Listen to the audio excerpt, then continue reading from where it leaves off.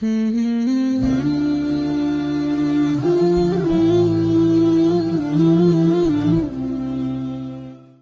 اللہ الرحمن الرحیم۔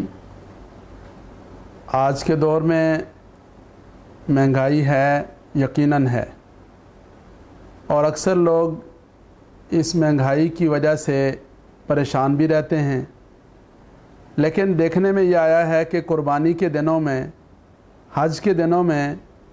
مہنگائی کا رونا تھوڑا سا زیادہ رویا جاتا ہے۔ کچھ تو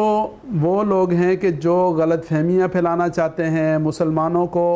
دینی اعمال سے باز رکھنے کے لیے وہ دانستہ طور پر اس بات کا پروپیگنڈا کرتے ہیں، میڈیا کے ذریعے سے ان باتوں کو ہائی لائٹ کیا جاتا ہے اور مختلف قسم کی رپورٹیں چلائی جاتی ہیں جن کے ذریعے سے یہ خوف و ہراس پیدا کیا جائے کہ مہنگائی بہت زیادہ ہے، جانوروں کی جو قیمت ہے وہ عام آدمی کی قیمت خرید سے بہت باہر ہے، جس کی وجہ سے لوگ منڈیوں کا رخ نہیں کرتے، لوگ جانوروں کی خریداری کی طرف متوجہ نہیں ہوتے، اور عموماً بہت سارے لوگ یہ خیال کر بیٹھتے ہیں کہ مہنگائی کے اس دور میں ہمارے لیے انتظام کرنا مشکل ہو جائے گا۔ یاد رکھیں کہ اللہ رب العزت نے جن خوش نصیب لوگوں کو صاحب نصاب بنایا ہے، گنجائش دی ہے اور ان کے اوپر قربانی واجب ہے، تو ممکن ہے کہ اس موقع پر قربانی کے مہینے میں، قربانی سے ایک مہینہ پہلے ان کے پاس بیک وقت ایک جو رقم ہے وہ موجود نہ ہو، یکمشت رقم کا انتظام نہ ہو۔ لیکن ہمارے ہاں دیکھنے میں یہ آیا ہے کہ الحمدللہ زندگی کے جتنے معاملات ہیں، بچوں کی شادیوں کا معاملہ ہے، پلاٹ کی خریداری کا معاملہ ہے، مکان بنانے کا معاملہ ہے، گاڑی لینے کا معاملہ ہے، ہر موقع پر ایسا نہیں ہوتا کہ ہمارے پاس یکمشت ساری رقم موجود ہو اور ہم وہ اٹھا کر لے جائیں اور جا کر گاڑی خرید کر لے آئیں۔ ہمارے بینک میں اور ہمارے پاس اتنی رقم وافر مقدار میں موجود ہو کہ ہم پلاٹ خرید لیں اور اپنا مکان بنا لیں۔ یہ جو مشکل ہمیں پیش آتی ہے یہ حج کے موقع پر پیش آتی ہے یا قربانی کے معاملے میں پیش آتی ہے۔ تو یاد رکھیں کہ جب ہماری ترجیح اللہ رب العزت کا دین ہوگا، اللہ رب العزت کا حکم ہمارے لیے مقدم ہوگا اور ہم اس کو اپنا دینی فریضہ سمجھیں گے، اپنی دینی ذمہ داری سمجھیں گے اور اس بات کا اہتمام کریں گے کہ ہمارے اوپر حج فرض ہے تو ہم نے حج کی ادائیگی کو ترجیح دینی ہے، ہمارے ذمہ قربانی واجب ہے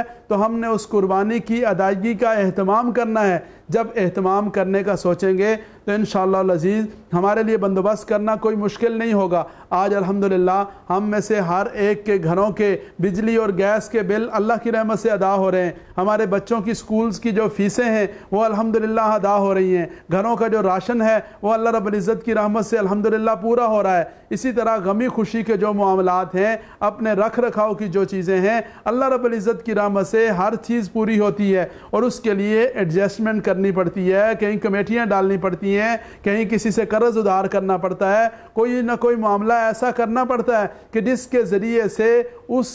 ذمہ داری سے انسان عہدہ برا ہو سکے۔ تو جب ہم بل کی ادائیگی کو اپنی ذمہ داری سمجھتے ہیں، اپنے بچوں کی فیسوں کی ادائیگی کو اپنی ذمہ داری سمجھتے ہیں، جب اپنے گھر کے اندر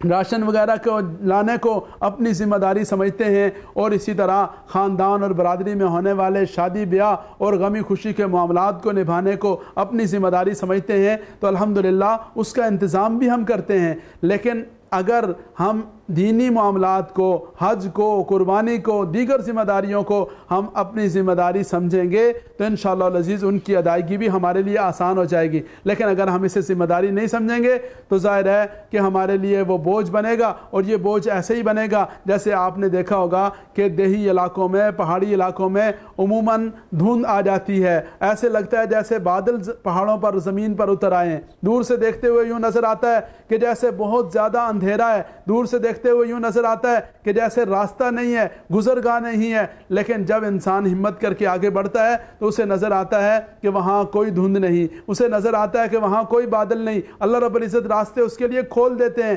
ایسے ہی بسا اوقات شیطان انسان کے سامنے دھوئیں کے بڑے بڑے پہاڑ بنا کر کھڑے کرتا ہے، بادل کے بڑے بڑے جو ہے وہ تودے کھڑے کر دیتا ہے۔ انسان یہ سمجھتا ہے کہ شاید میں حج کرنے کی استطاعت نہیں رکھتا، انسان یہ سمجھتا ہے کہ اگر میں نے قربانی کی تو شاید شاید میرے جو باقی بجٹ ہے، باقی معاملات ہیں، وہ سارے کے سارے ڈسٹرب ہو جائیں گے، اور اس کی وجہ سے شیطان نے جو خوف مبتلا کیا اور شیطان کے جو ہرکاروں نے پروپیگنڈا کیا، اس کے نتیجے میں انسان بس اوقات بڑے خیر کے کام سے محروم ہو جاتا ہے۔ اس لیے تمام ایمان والوں کو چاہیے کہ وہ اللہ رب العزت کے حبیب صلی اللہ علیہ وسلم کا وہ فرمان مبارک اپنے دل و دماغ پر نقش کر لیں جو آپ صلی اللہ علیہ وسلم نے حضرت بلال رضی اللہ تعالیٰ عنہ سے فرمایا تھا کہ انفق یا بلال ولا تخف من ذی العرش اقلالا، اے بلال اللہ کے راستے میں خرچ کرو، اور خرچ کرنے کے معاملے میں تنگ دلی سے اور جو ہے وہ بخل سے کام نہ لو۔ اللہ رب العزت کی جو ذات ہے،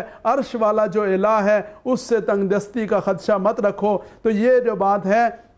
یہ ہمارے دل و دماغ میں رہنی چاہیے کہ اگر ہم نے اللہ کے راستے میں خرچ کیا، قربانی کے اوپر اپنی رقم لگائی، حج کے لیے اپنی رقم لگائی، اور کسی خیر کے کام میں ہم نے حصہ ڈالا، تو اللہ رب العزت اپنی رحمتوں سے اپنے خزانوں کے دروازے ہمارے لیے کھول دیں گے، اور یہ عمل ہمارے لیے آخرت میں نجات کا ذریعہ ہوگا، اللہ رب العزت کی بارگاہ میں درجات کی بلندی کا باعث ہوگا، اور انشاءاللہ العزیز دنیاوی طور پر ہو سکتا ہے کہ ظاہری طور پر ہمیں مالی تنگی محسوس ہو، لیکن حقیقت میں اللہ رب العزت مالی فراخی نصیب فرمائیں گے، کشادگی اور وسعت عطا فرمائیں گے، اور اللہ ہمارے مال میں برکت عطا فرما دیں گے۔ اس لیے پروپیگنڈے سے متاثر ہرگز نہیں ہونا، اس لیے شیطان کے وساوس سے متاثر ہرگز نہیں ہونا، اور یہ جو مہنگائی کا رونا رویا جاتا ہے اس کو خاطر میں ہرگز نہیں لانا، اپنے رب سے اجر و ثواب کی امید رکھتے ہوئے، اپنے رب کے خزانوں پر نگاہ رکھتے ہوئے، اللہ کا جو حکم ہے، اگر حج فرض ہے اس کی ادائیگی کے معاملے میں تاخیر ہرگز مت کریں،